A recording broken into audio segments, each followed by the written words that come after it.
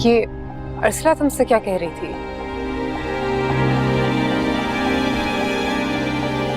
कुछ नहीं।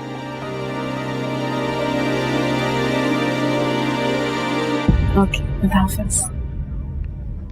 अब तुम आती जाती रहना, ठीक है? बहुत अच्छा लगा तुमसे मिलके। मैं आऊंगी तुम्हारे ऑफिस। Thank you. वो तहसीन माजी नहीं नजर आ रही, कहाँ है? पता नहीं।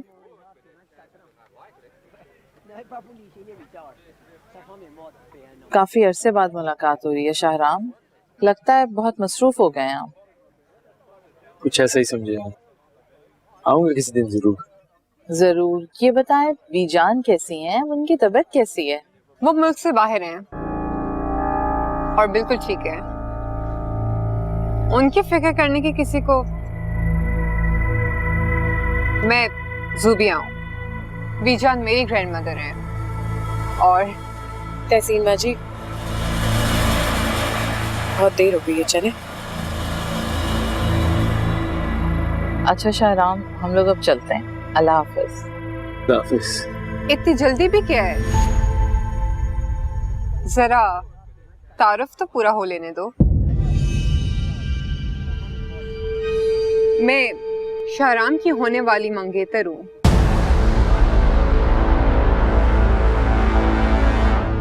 बहुत जल्द हमारी शादी होने वाली है। चले तहसीन माजी। क्या बात है अरसला, हम दोनों को मुबारकबाद नहीं दोगी? वरना मुझे लगेगा कि तुम्हें खुशी नहीं हुई।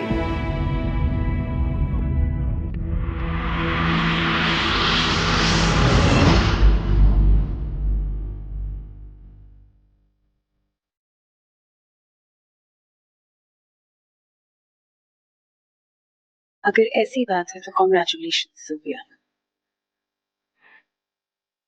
अब हम जाएं?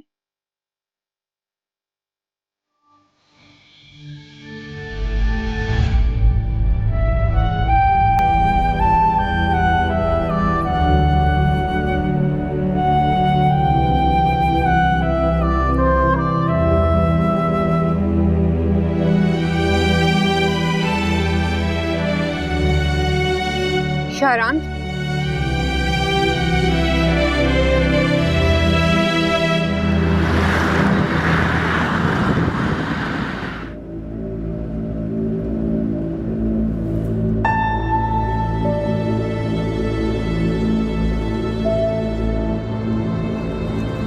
मैंने तो कुछ भी नहीं किया शाहराम। बहुत इज्जत देकर बात की थी मैंने अरसला से, लेकिन वो ही मुझसे इतना चिढ़ रही थी। कितना कितना गुस्सा था उसके अंदाज में। तुमने तो नोट किया ही है ना? जो भी था ज़ूबिया, तुमने जिस तरह अरसला से बात की मुझे बिल्कुल अच्छा नहीं लगा। तुम बेकार का गुस्सा कर रहे हो मुझ पर। उस अरसला की आखिर हकीकत ही क्या है? क्या हैसियत है उसकी? चंद साल पहले हमारे घर में वो एक मामूली मेड की तरह आई थी। मैं चाहती तो ये बात उसे जता सकती थी, क्या इज्जत रह जाती उसकी पार्टी में, मगर मैंने ऐसा कुछ नहीं किया। ये अच्छा किया, लेकिन आइंदा ऐसी गलती ना हो। यही अच्छा रहेगा हम सबके लिए।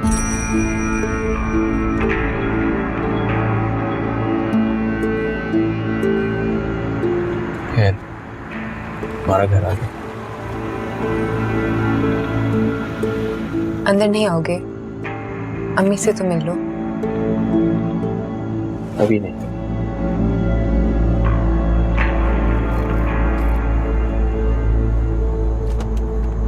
ख्याल रखना।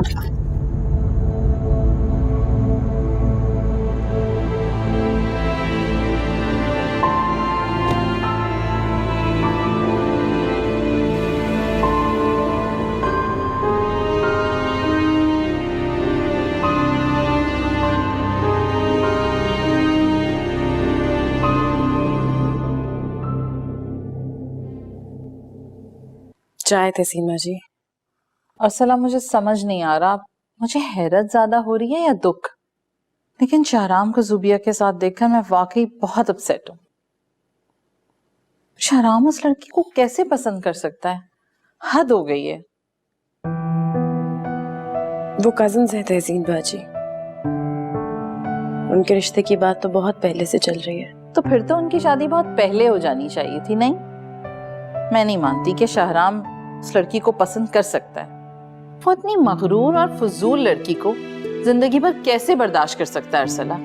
शाहराम बहुत बड़ी गलती कर रहा है। छोड़े ना तहसीन बाजी, ये उनका प्रॉब्लम है, हमें इससे क्या। तो जो चाहे करे। काश तुम दोनों किसी अच्छे नतीजे पर पहुंचते अरसला। काश तुमने उसे मुकम्मल तौर पर मायूस ना किया होता तो आज जो ना हो सका उसका ना होना ही बेहतर है तहसीन बाजी। और जो हो रहा है ना, उसे होने दीजिए, यही बेहतर है सबके लिए। खैर, अब हमें ऑफिस के लिए तैयार होना चाहिए। वो लड़की शाहराम के लिए बिल्कुल भी मुनासिब नहीं है, मैं कहे दे रही हूँ।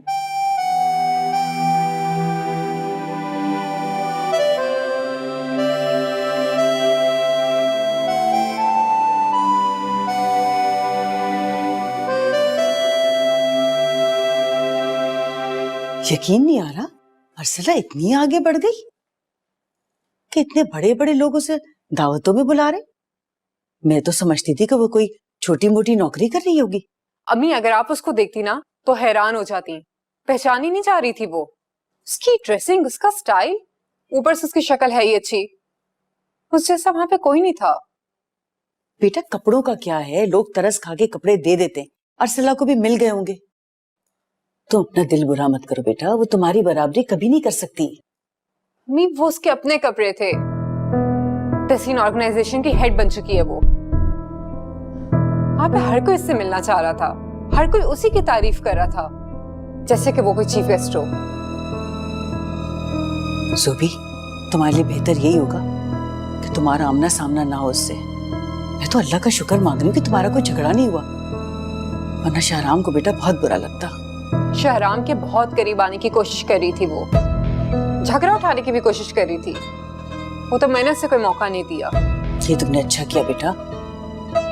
शाहराम तो वैसे ही चाहता है कि हम उससे माफी मांगे। क्या? कैसी माफी? दिमाग खराब हो गया उसका। मैं बात करूंगी उससे। बेटा, तुम जज्बाती मत हो। कभी कभी अपने फायदे के लिए कॉम्प्रोमाइज कर लेनी चाहिए, कोई हर्ज नहीं। तुम टेंशन ना लो बेटा।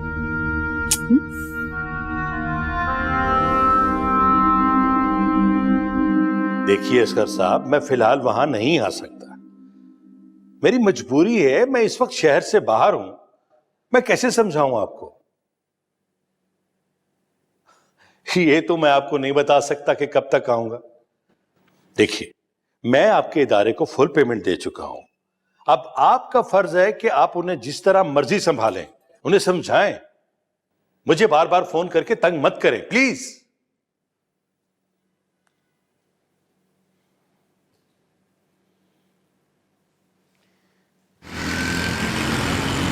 वैसे मुझे इस बात की बहुत खुशी है अरसला कि तुमने ज़ुबिया के रवैये की बिल्कुल भी परवाह नहीं की और उसके तंज का भी बिल्कुल ठीक जवाब दिया। पता नहीं वो खुद को क्या समझ रही थी। मुझे तो उसका रवैया बिल्कुल भी अच्छा नहीं लगा। इससे भी ज्यादा बुरा रवैया झेल चुकी हूँ मैं तहसीन बाजी, उन सब का। बहुत बुरा वक्त था वो। पैरों तले जमीन नहीं ठहरती थी। खौफ, जिल्लत, बेबसी। लेकिन अब मैं उन लोगों से नहीं घबराती। गुड, ये हुई ना बात। अब तुम वाकई बदलती जा रही हो अरसला। मेरी बीजान भी मुझे ऐसे ही देखना चाहती थी, मजबूत और बाहौसला। पता है, उन्होंने जिद करके मुझसे मेरे ग्रेजुएशन का फॉर्म फिल करवाया कि बस किसी तरह मैं कॉलेज में दाखिला ले लूं।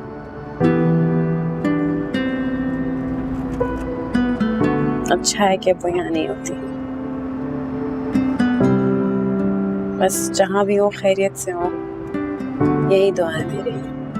मेरी भी यही दुआ है।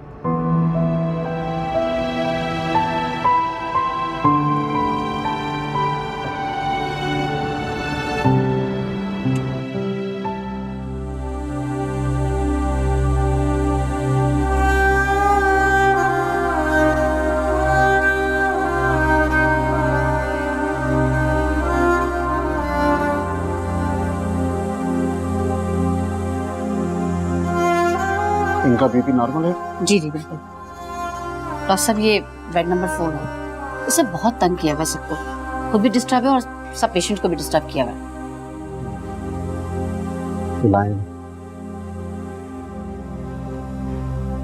Bed number 4, bed number 4। हाँ, आ गया बासित, आ गया मेरा बेटा। कहाँ है वो? कोई मिलने नहीं आया तुमसे, ये डॉक्टर साहब आए हैं। अब कैसी तबीयत है आपकी? मैं बिल्कुल ठीक हूँ, बस मुझे मेरे घर वापस भेज दो। मेरे बेटे से कह दो ना, वो खुद आ जाएगा मुझे लेने के लिए। बड़ी मेहरबानी होगी तुम्हारी। देखिए, आपको लेने कोई नहीं आएगा अम्मा। यहाँ जो भी छोड़कर जाते हैं फिर वो लौटकर वापस नहीं आते। बेहतर ये होगा कि अब आप भी इंतजार करना छोड़ दें, खुद भी सुकून से रहें और स्टाफ को भी परेशान ना करें। आपको बाकी उम्र यहीं रहना है अम्मा। ये कैसे हो सकता है? मैं माँ हूँ बासित की, वो मेरा इकलौता बेटा है, मेरी आंखों का नूर है। मुझे यहाँ इलाज के लिए लाया था ना। मैं बिल्कुल ठीक हूँ डॉक्टर साहब। देखिए, यहाँ पर जितने भी लोग हैं ना, इन्हें भी इनके बेटे छोड़कर गए और फिर लौटकर वापस नहीं आए। बहुत इंतजार किया इन लोगों ने, लेकिन अब देखिए, इन सबको भी आखिर सब्र आ ही गया ना। कुछ दिन यहाँ रहेंगी तो आपको भी यकीन हो जाएगा। चलिए।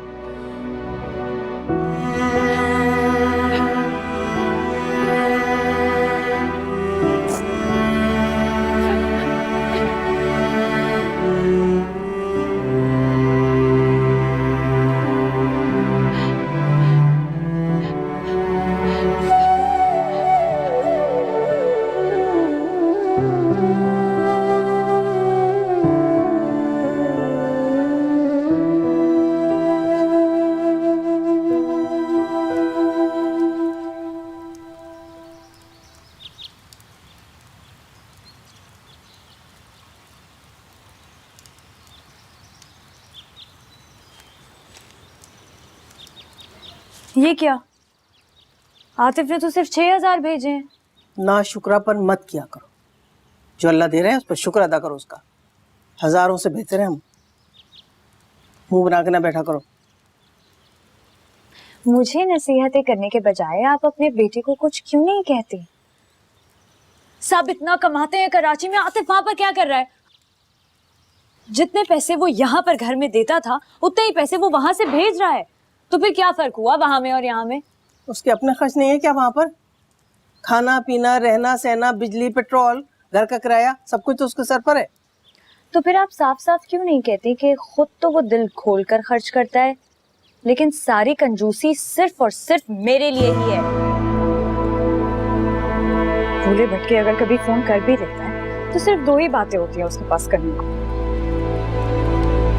देखभाल कर खर्च करना और मेरी माँ की अच्छी तरह खिदमत करना। बस भाई, मुझे तो माफी करो तुम, मुझे नहीं करवानी तुमसे कोई खिदमत विदमत। तुमने कभी अपने माँ बाप की कोई खिदमत की है जो मेरी खिदमत करोगी? वो तो अर्सला ही थी, मोहब्बत करने वाली, खिदमत गुजार, सारा बोझ उठाने वाली। तुम भला किस लायक हो? वाह खाला, मोहब्बत हो तो ऐसी। अर्सला अभी तक आपके दिल से नहीं उतरी, क्यों? वो तो शुक्र है कि आतिफ को ये अकल आ गई कि उसने अर्सला को ठुकरा दिया, वरना आपने ना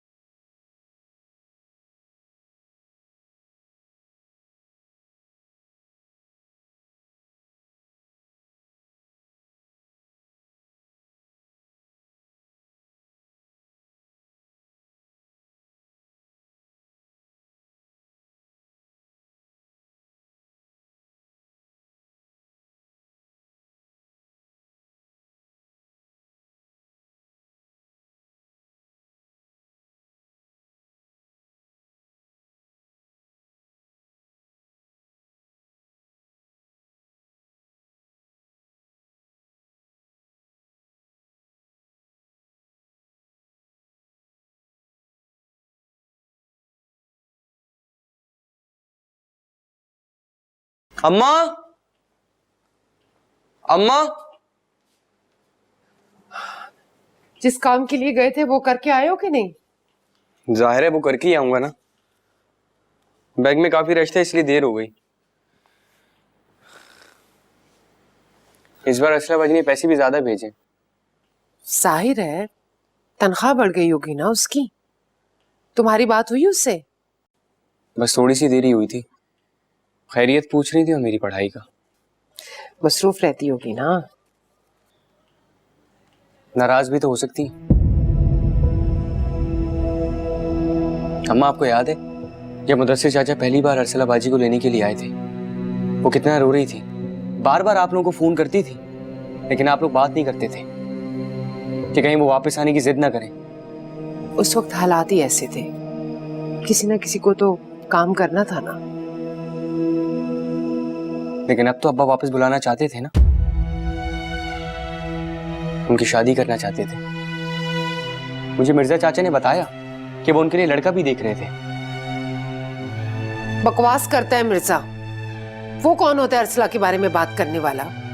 और अभी तो नईमा की शादी की कमेटियां बाकी हैं, कल जाके किस्तें जमा करवा दूंगी।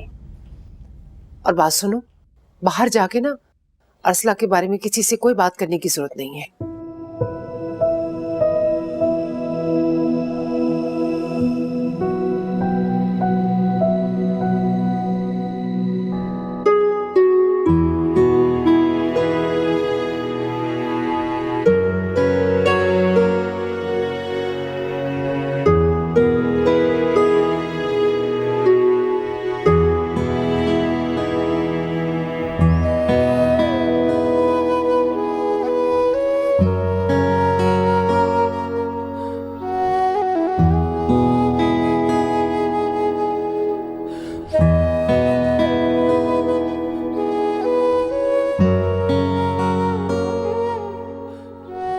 मैम थोड़ी बिजी हैं, आपको थोड़ा वेट करना पड़ेगा। जी।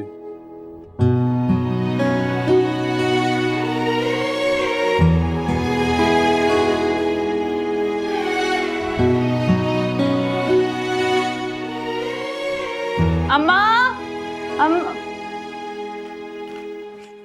दिखाओ, बड़ा पैसा आ गया है, जरा दिखाओ तो।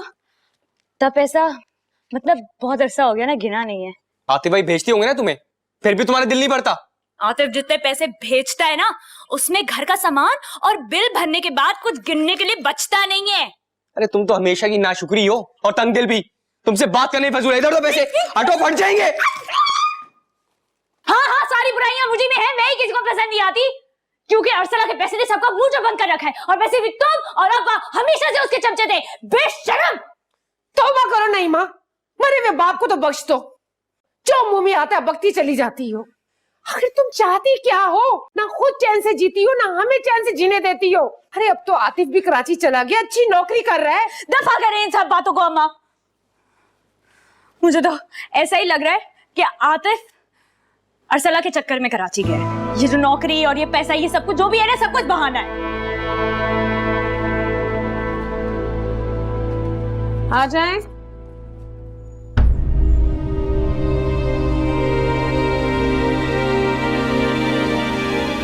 अस्सलाम वालेकुम जी। वालेकुम अस्सलाम, बैठे।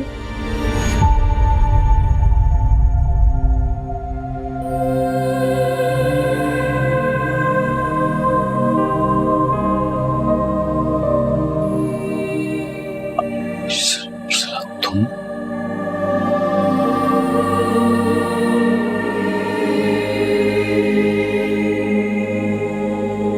क्यों आतिफ?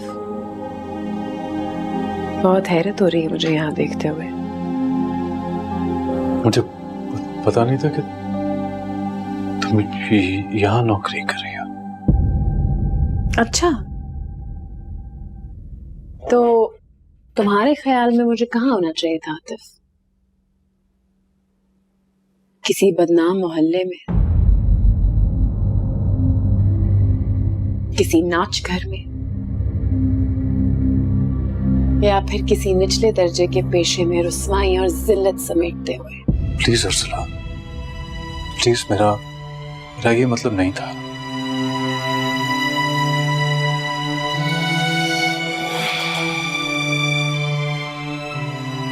मगर तुम्हारे किसी मतलब से मेरा कोई मतलब नहीं है बात है। जानती हूँ बहुत मायूसी हो रही है तुम्हें, मुझे जलील करने का, मेरे पे कीचड़ उछालने का एक और मौका तुम्हारे हाथ से चला गया।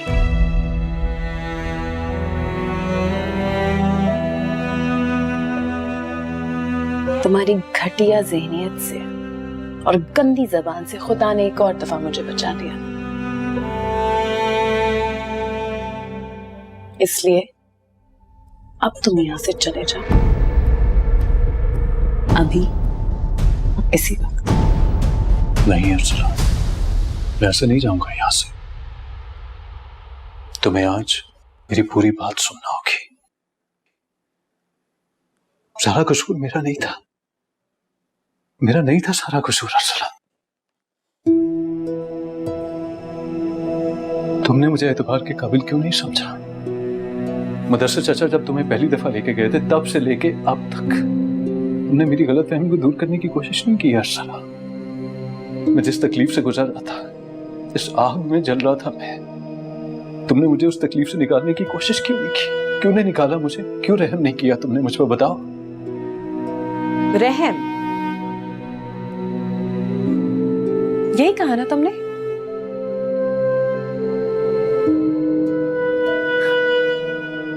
कितना अजनबी सा लफ्ज है ना ये आतिफ, ऐसे जैसे किसी और जुबान का, और इसका मतलब देखने के लिए किसी डिक्शनरी की जरूरत पड़े। रहम,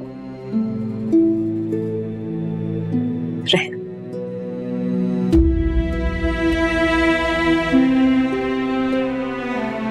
आइंदा मेरे सामने ये लफ्ज कभी इस्तेमाल ना करना, क्योंकि मेरी जिंदगी में इसका कोई गुजर नहीं है। सुन रहे हैं आप?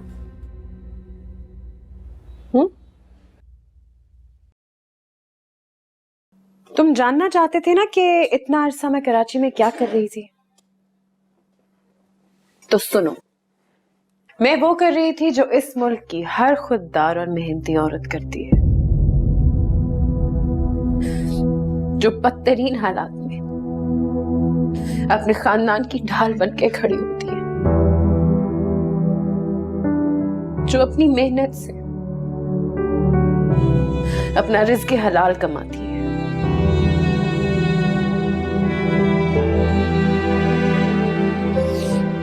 फिर चाहे वो किसी के घर की रोटी, बर्तन या सफाई करती हो,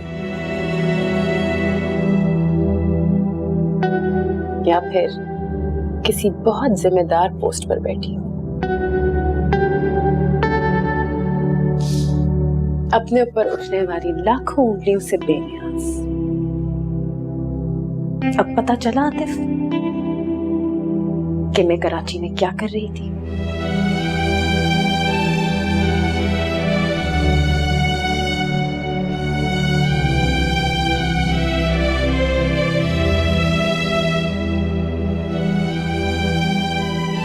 अर्सला मैं नहीं जान सका, कुछ नहीं देख सका मैं मेरी बदनसीबी ने मुझे इजाजत ही नहीं थी कि मैं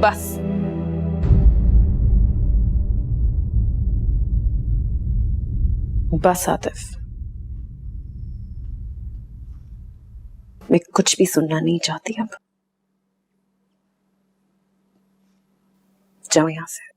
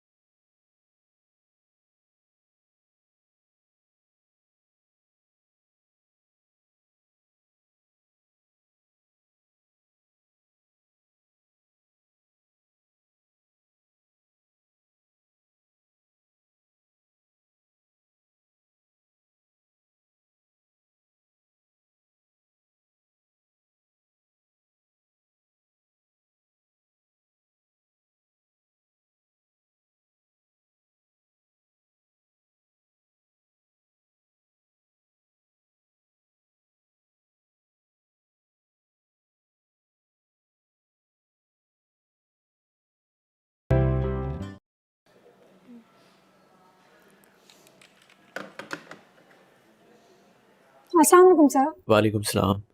बता सकती हैं प्लीज़ जो भी साहब गए हैं किस सिलसिले में आए थे? सईद सन्स की तरफ से आए थे। इनकी कंपनी ने किसी कॉन्ट्रैक्ट के सिलसिले में इन्हें भेजा था। हमें सिलसिला से मीटिंग थी। ओके, क्या ये पहले भी आ चुके हैं? नहीं सर, ये फर्स्ट टाइम आए थे। ओके। मैं मिस अर्सला को आपके आने की इत्तला दे दूं सर? नहीं, इट्स ओके। अस्सलाम वालेकुम। और अ प्लेजेंट सरप्राइज। अचानक आकर आपने तो मुझे हैरान ही कर दिया। अर्सला से मिले? नहीं, मैं एक्चुअली आपसे ही मिलने आया था। ओके, चले आए।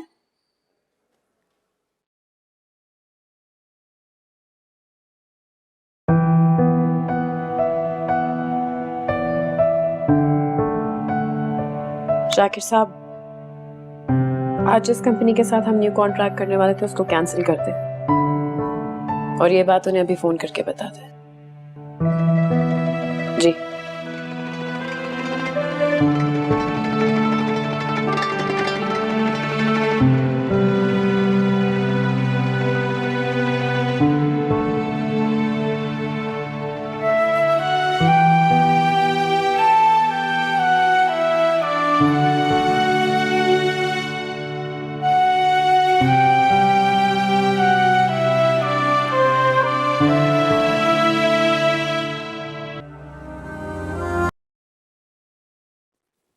इससे ज्यादा कोई औलाद और क्या कर सकती। इसे सच पूछो ना, बुढ़ापे में माँ बाप सेल्फिश हो जाते, औलाद की मजबूरियों को समझने को तैयार ही नहीं होते। भाई देखें, फिलहाल हमारे लिए सबसे बड़ी चीज है ज़ूबिया की शादी है। हमारी बच्ची ने बहुत दुख देखे हैं। अब मैं नहीं चाहती कि उसकी खुशियों के बीच में कोई भी चीज आए। देखें, जब तक ये काम ना हो जाए ना, बीजान इस घर में नहीं आ सकती। मैं कह रही हूं आपको। तुम उनकी फिक्र छोड़ो, बस तुम ज़ूबी की एंगेजमेंट की तैयारी करो। धूमधाम से ये तकरीब होनी चाहिए। उसकी तो आप बिल्कुल फिक्र ही ना करें, ये मेरी जिम्मेदारी है। मुझे तो अभी तक यकीन नहीं आ रहा कि ये दिन आ गया है और ये काम होने जा रहा है। मेरी बच्ची तो कितनी मायूस हो गई थी शहराम से। आपको पता है मैं कितने आमलों के पास गई हूँ, इतना मैंने खर्चा किया है, तभी जाके ये काम हुआ है। वरना अरसला और बीजान कब जान छोड़ने वाली थी।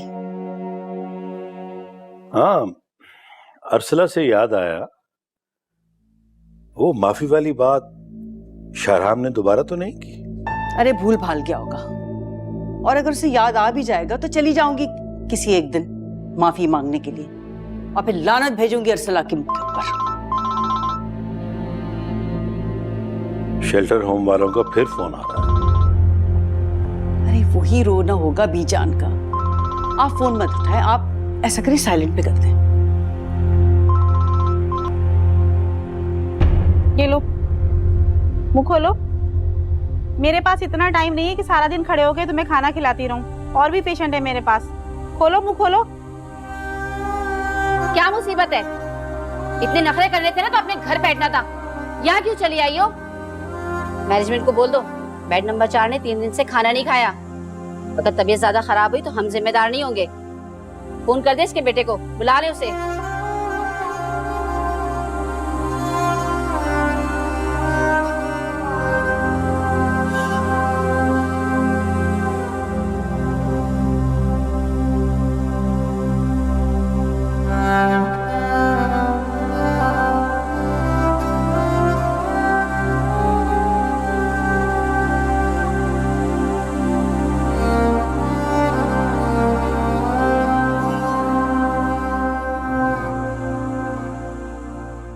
बहुत अच्छा लगा तुम्हें यहाँ देखकर शाहराम। आज अगर हमारी ऑर्गेनाइजेशन इतना ग्रो कर गई है तो इसके पीछे तुम ही तो हो। तुम अगर हमें सपोर्ट नहीं करते तो सवाल ही पैदा नहीं होता कि हम ये सब काम कर पाते। यूं शर्मिंदा ना करें तहसीन, ये तो आपकी और अरसला की मेहनत है। और वैसे भी मैं तो आपका शुक्रगुजार हूं कि आपने अरसला का इतना साथ दिया, वरना पता नहीं क्या होता। अरसला का साथ तो आज तक तुम देते आ रहे हो शाहराम।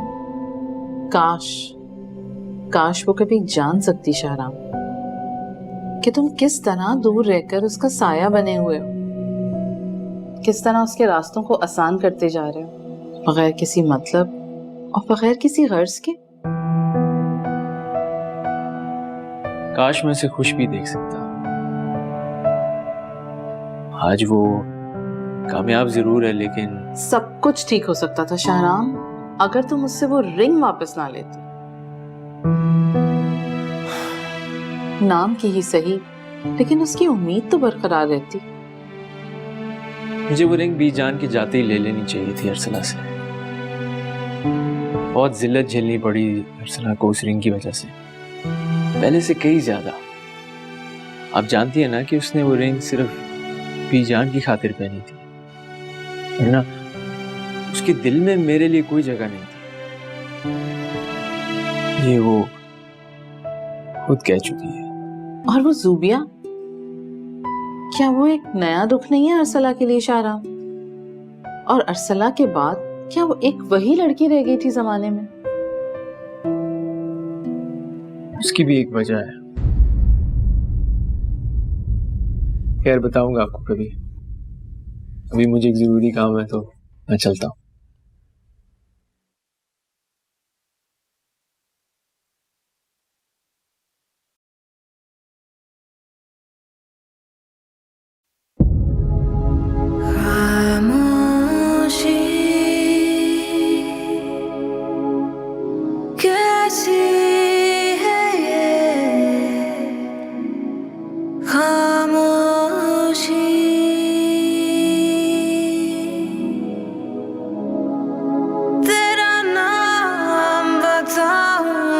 किसको